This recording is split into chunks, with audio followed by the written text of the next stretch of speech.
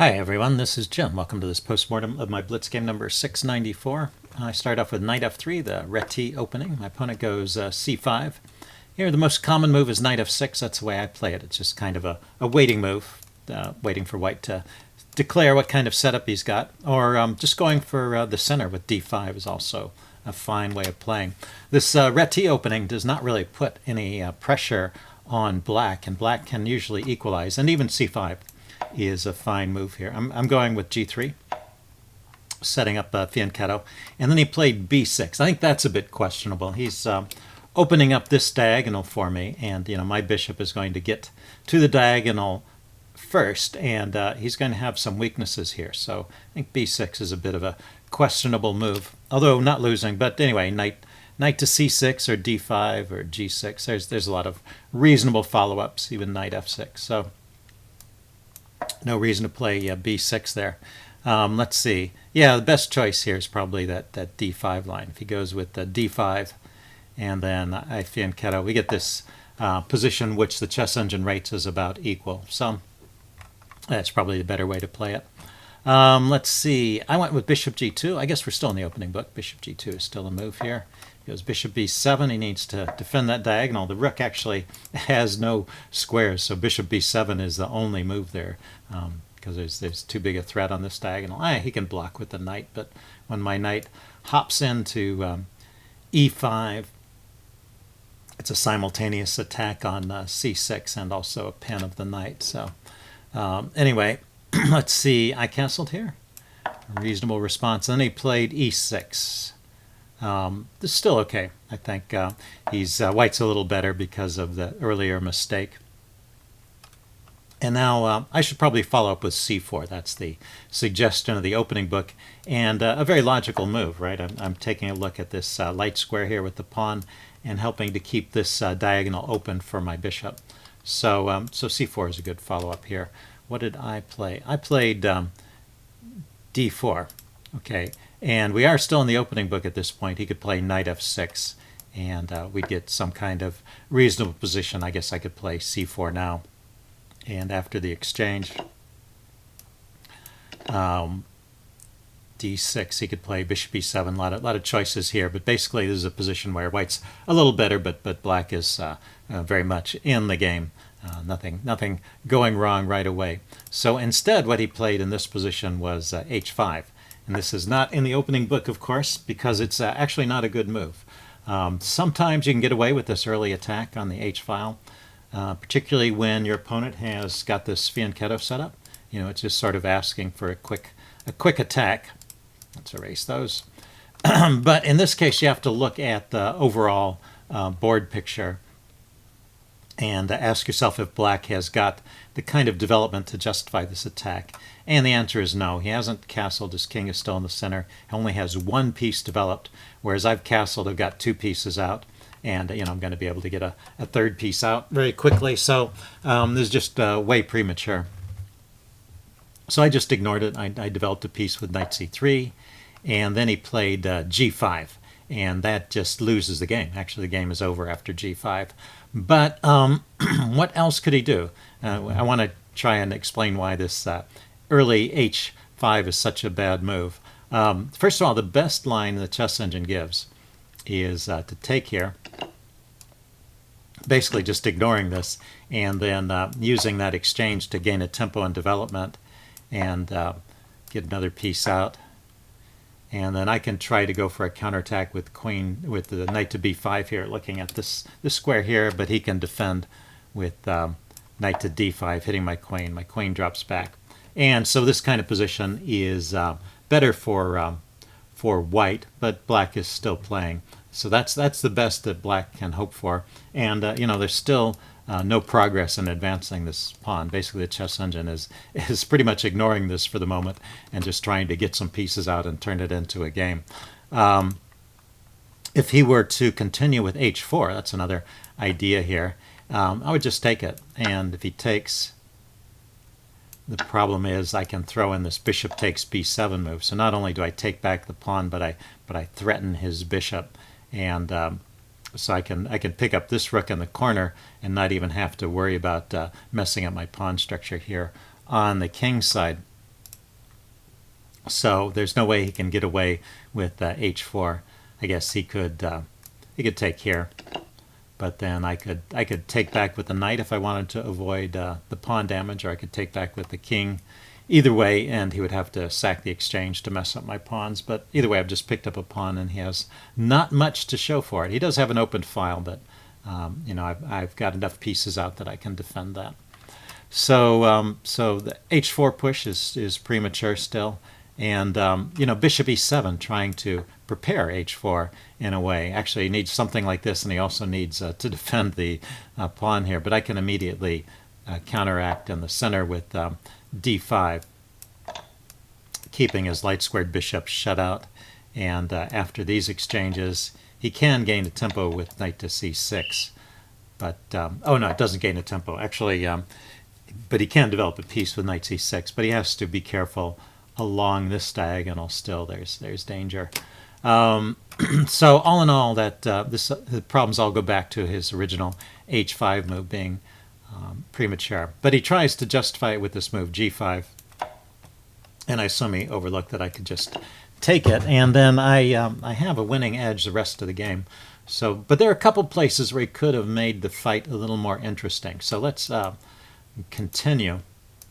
This is all good play from both sides, pretty much. I'm forcing some exchanges, and he's responding reasonably well. So play continues, and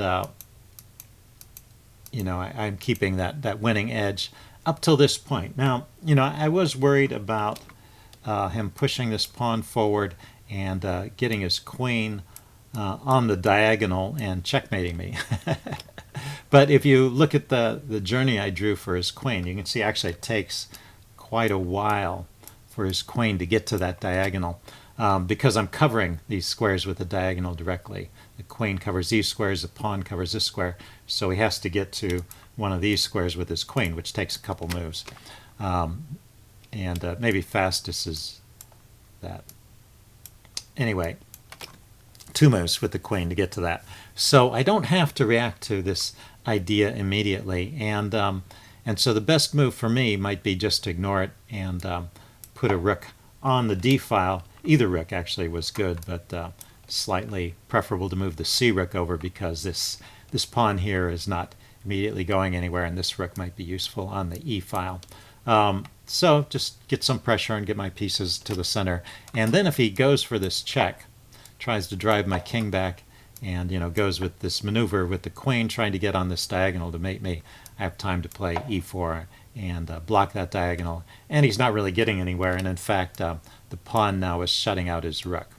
So that would be the way for me to keep the winning edge that I had from the beginning. When I played queen f3, so it's like a super safe move, but it gives up a little bit of that edge. And you know, there's some fighting chances for black here. Let's see, he should probably continue with a5, try and soften up my pawns on the queen side. He went rook c4. I challenged it here with my pawn.